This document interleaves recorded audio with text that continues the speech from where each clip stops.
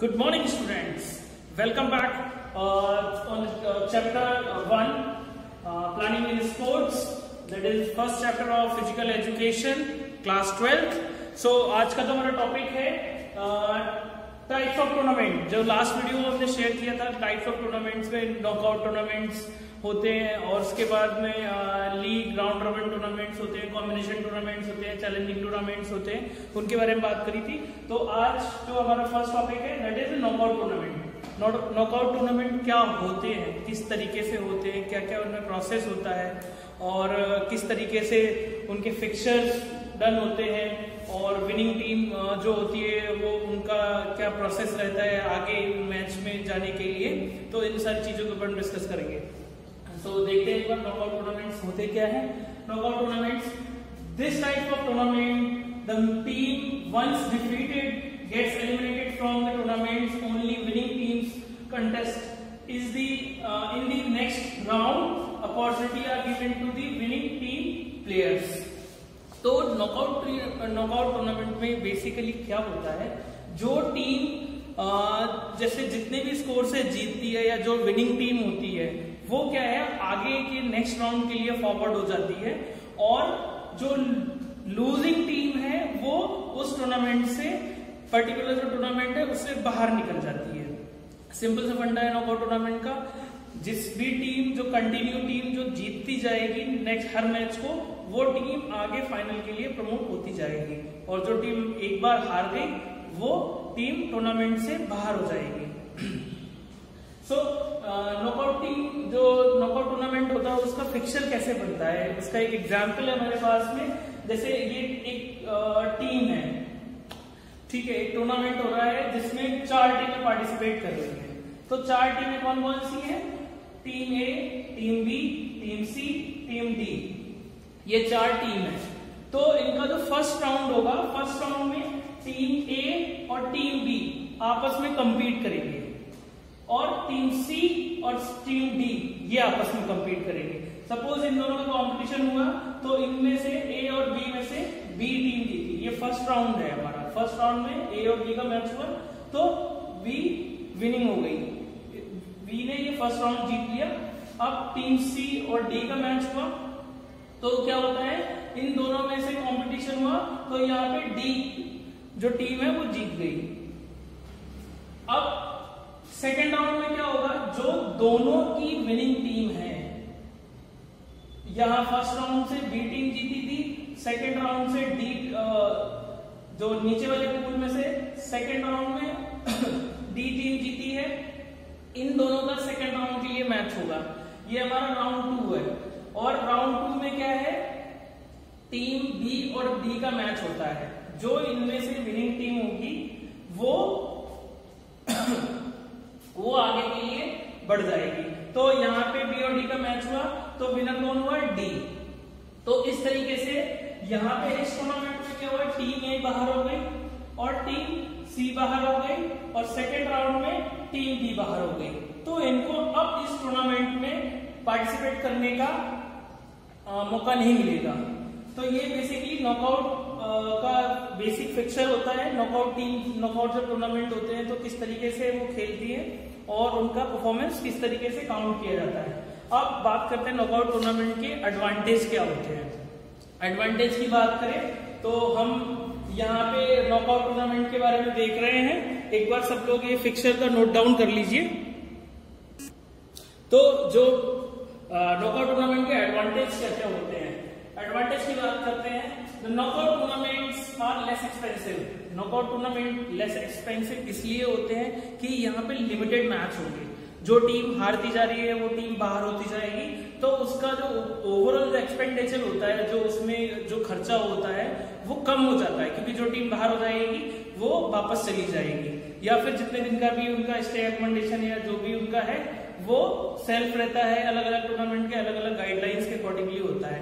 कम से कम टाइम में वो लोग चले जाते हैं हारी हुई टीम. नेक्स्ट है knockout tournament is helpful in the enhancing the standard of sports because each team tries to give best performance to avoid defeat. तो ये जो टूर्नामेंट होता है नॉकआउट टूर्नामेंट, इसमें सबसे प्लस पॉइंट ये होता है, ये स्पोर्ट्स की जो परफॉर्मेंस होती है उसको बहुत इनहेंस करता है, क्योंकि हर टीम को अपना बेस्ट देना पड़ता है, और जब बेस्ट देगी तो वो अच्छे से अच्छा उनकी परफॉर्मेंस वहां पे दिखाएंगे और उसको अपने रिजल्ट को आगे बढ़ाने की कोशिश करेंगे, तो उनकी परफॉर्मेंस भी इनहेंस होती है। क्योंकि अगर एक बार हार गई जो टीम, वो टीम वापस हो जाएगी, अब वापस हो जाएगी तो उनके लिए वो अच्छा नहीं होगा कि टीम हार गई, तो उनको क्या है, अच्छी से अच्छी परफॉर्मेंस देनी होती है। नेक्स्ट है owing to less number of matches the tournament gets complete in less time।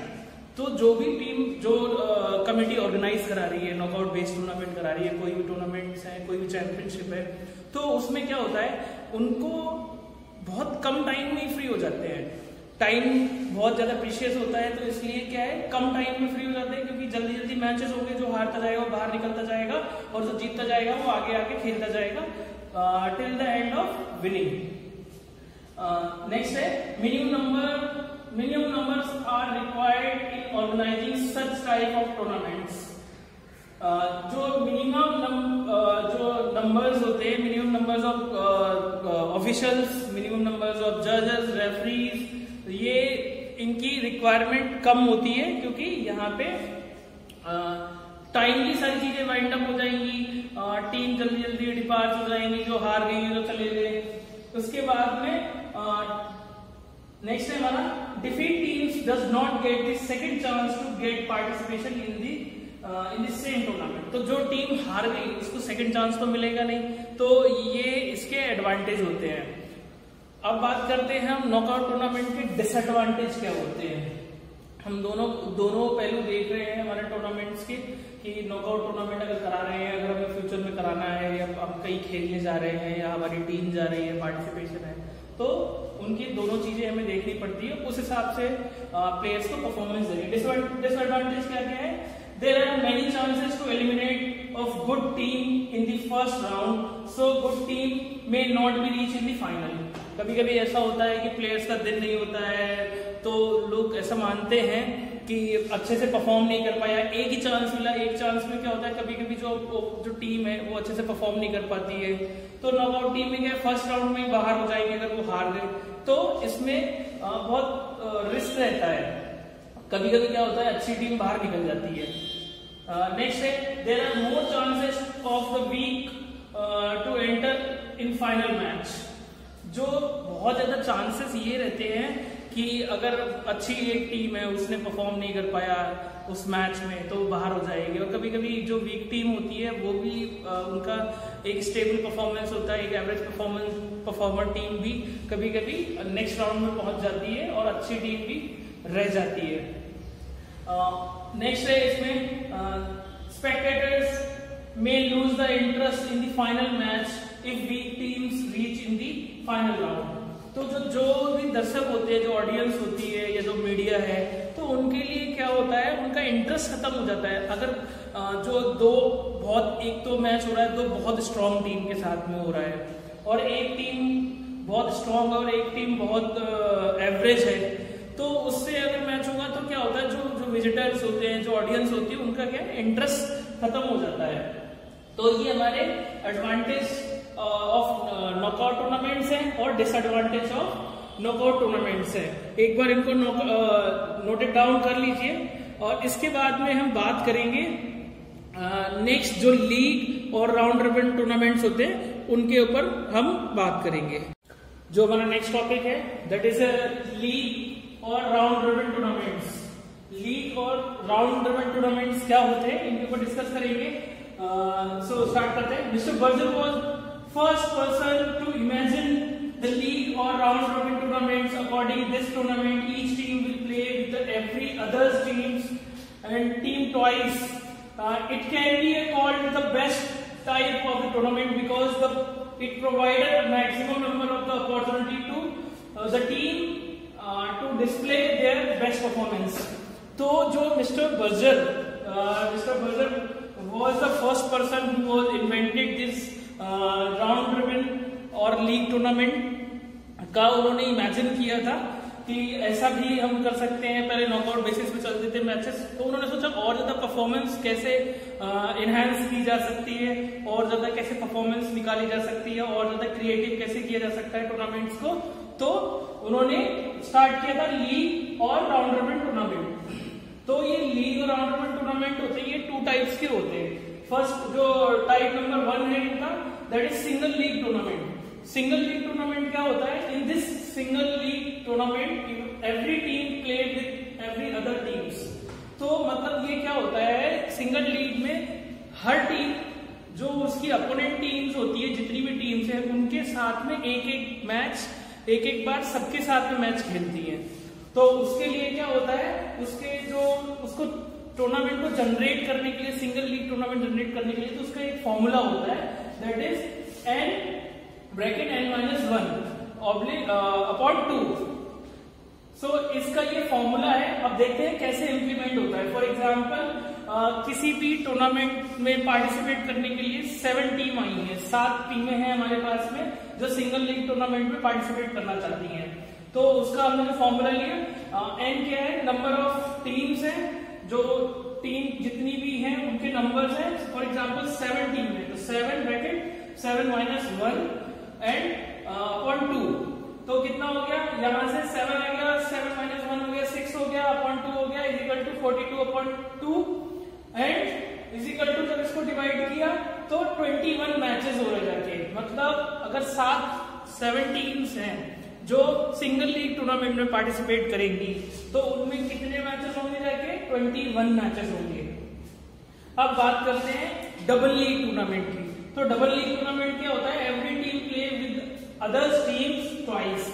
मतलब कि हर टीम एक, जो भी जितनी भी टीम्स आई हैं उनके साथ 2 बार मैचेस खेलेगी। पहले राउंड में खेल लिया, फिर दूसरे राउंड में खेलेगी। मतलब हर टीम का 2-2 मैच उनके साथ में होते हैं। और ये क्यों होता है? क्योंकि और ही ज्यादा क्रिएटिव और ज्यादा परफॉर्मेंस निकल सके, इसलिए इनको डबल लीग टूर्नामेंट कराया जाता है। तो डबल लीग टूर्नामेंट का फॉर्मूला क्या है, n ब्रैकेट n-1। तो इसका जो फॉर्मूला रहेगा, सिंपल है, इसमें डिवाइडेशन नहीं करना होता है डबल लीग में, इसमें जस्ट इनटू करना होता है। For example double league tournament के लिए हमारे पास 9 टीम्स है, 9 टीम्स हैं, अलग अलग रीजन की, अलग अलग जोन की, या कैसे भी।